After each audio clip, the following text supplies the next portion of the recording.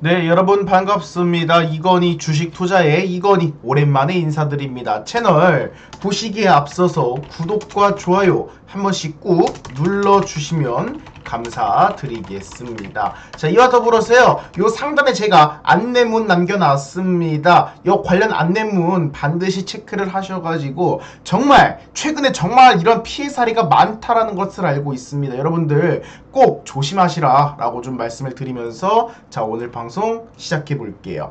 자, 일단은 오늘 주제로는 제가 그 내용을 갖고 왔습니다. 한국 주식에 대한 매력이 떨어지고요. 이제는 앞으로 갈수록 더욱더 미국 주식이 대세가 될 수밖에 없는 이유에 대해서 여러분과 함께 한번 이야기를 나눠보는 시간을 가져보도록 하겠습니다. 그런데 애초에 한국 주식에 대한 매력이 떨어지고요, 미국 주식이 대세가 될 수밖에 없는 이유, 자, 이 부분 같은 경우는 우리가 늦게 지금 이제 와서 늦게 알게 된 사실일 뿐, 애초에 미국 주식이 대세였습니다. 예전부터. 자, 일단은 차트를 보시면서 좀 말씀을 드리도록 하겠습니다. 주식 차트를 볼게요. 먼저 자, 코스닥 차트입니다.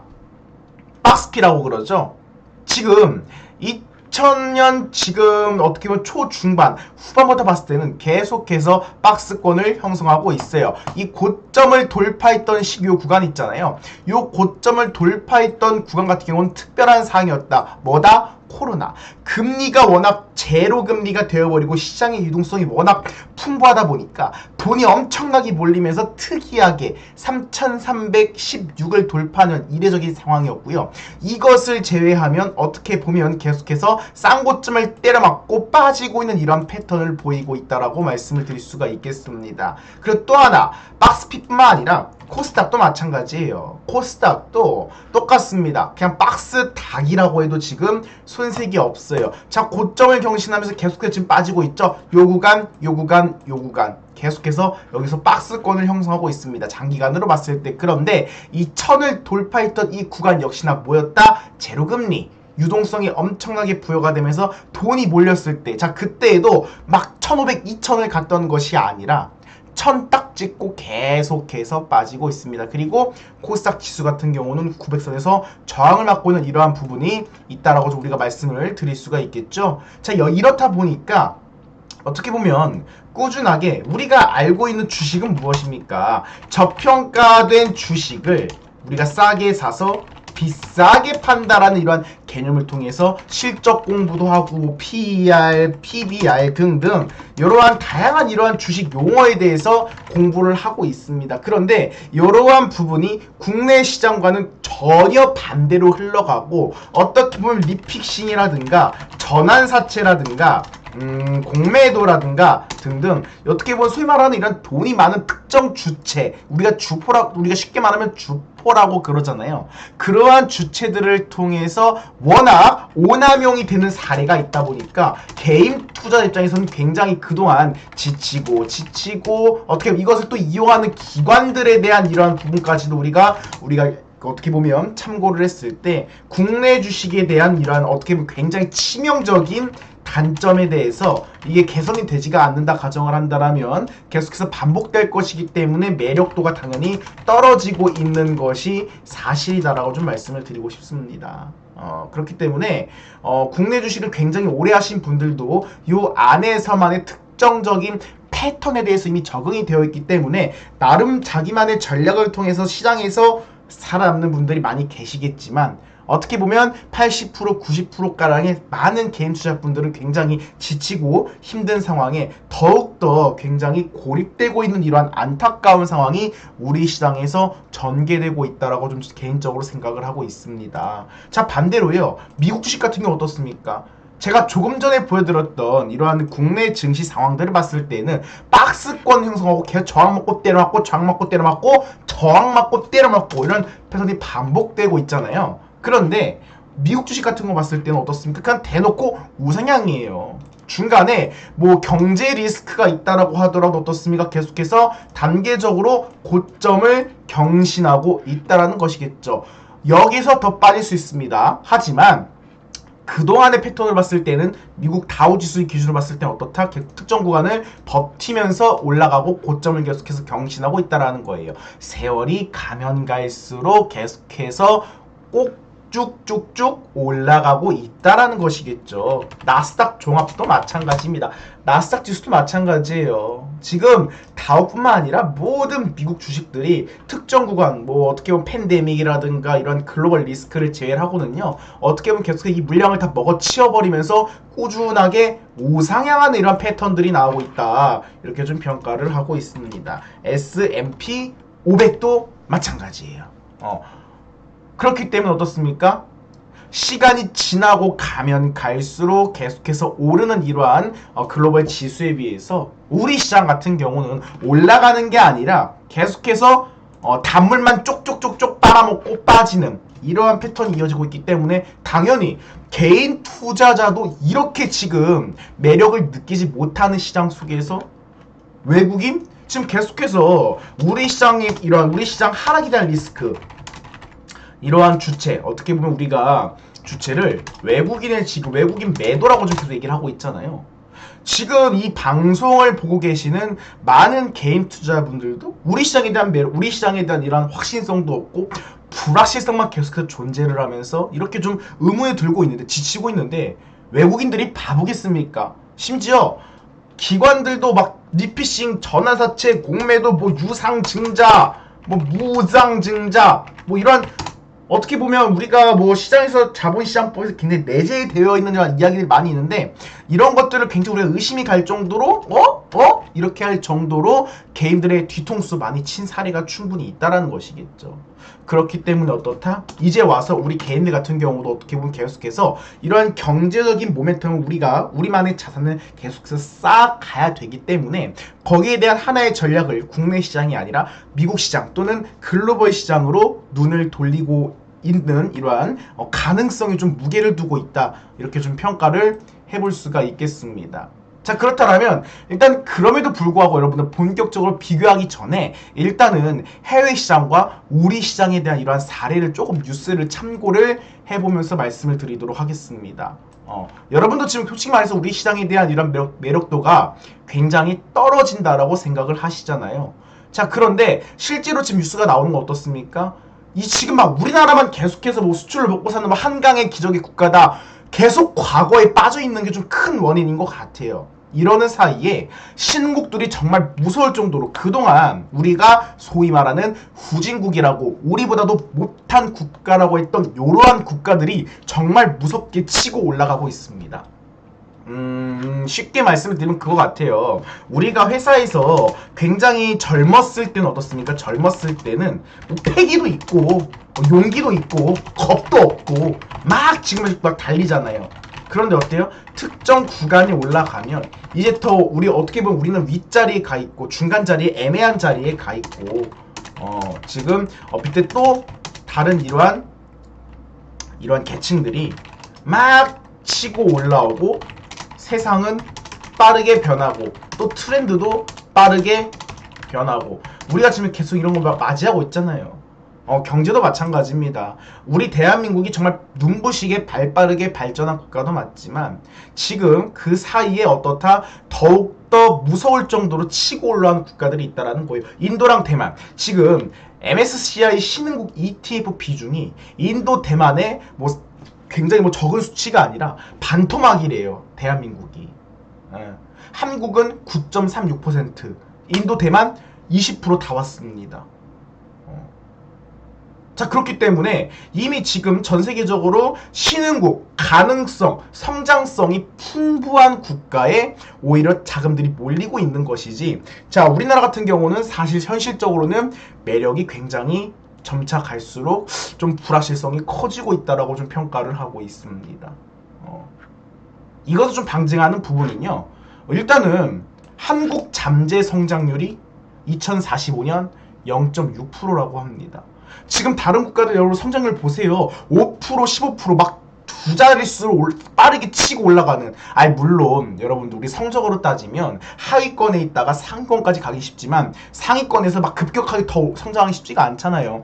계속해서 성장하는 게 아니라 폭발적인 성장 이후에는 폭발적인 이러한 횡보기를 거쳐서 굉장히 좀 암울한 침체기가 기다리고 있어요. 지금 어떻게 보면 이 잠재 성장률 굉장히 저렴하게, 굉장히 낮게 나오고 있는데, 지금 이 와중에 이것을 어떻게 보면 굉장히 희망감이 있고 구체적인 데이터로 나올 만한 이러한 전략조차도 우리가 가늠하기 어려운 구간에 있다, 이렇게 좀 말씀을 드릴 수가 있겠습니다. 그에 반해 아까도 말씀드렸지만 지금 전 세계적으로 계속해서 긍정적인 신호가 뭐 인도라든가 대만 TSMC 난리 났잖아요. 엔비디아 누구예요? 젠슨 왕 대만 사람입니다. 지금 난리가 났잖아요.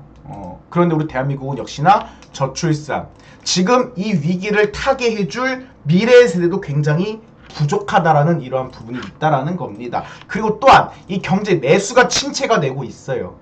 자영업자 폐업도 역대급으로 소출할 것이라는 굉장히 좀 암울한 전망이 일어나고 있습니다.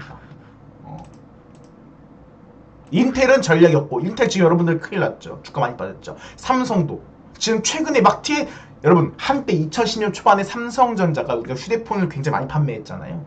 애플과 지금 다투는 기업으로 커가는 과정에서 굉장히 성장 구간에 있을 때 전 세계 많은 자금과 많은 주목을 받았을 겁니다. 그런데 그 대세가 지금 어디로 넘어가고 있다? 빠르게 성장하고 있는 TSMC. 지금 TSMC 우리가 쳐다도 안 봤는데 불과 5년 사이에 이제는 우리가 평가를 받고 있는 이러한 상황이 놓여 있다라는 점 굉장히 좀 암울하게 생각을 합니다. 그렇기 때문에 국내 시장보다도 당연히 여러분뿐만 아니라 외국인도 지금 이렇게 자금이 다 해외에 몰리고 있기 때문에 개인 투자자 시각에서도 어떻다? 미국 주식 또는 해외 주식으로 눈을 돌릴 수밖에 없는 구간에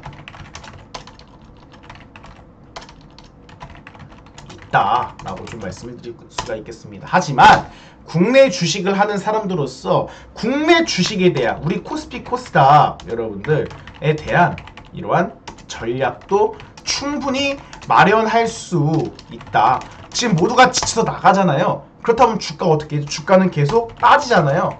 그러면 여기에 대한 저점 매수에 대한 기회도 충분히 있다라는 것이겠죠. 자, 거기에 대한 전략은 저는 냉정하게 이렇게 좀 바라보고 있습니다. 여러분 시가총액 상위 종목 보세요.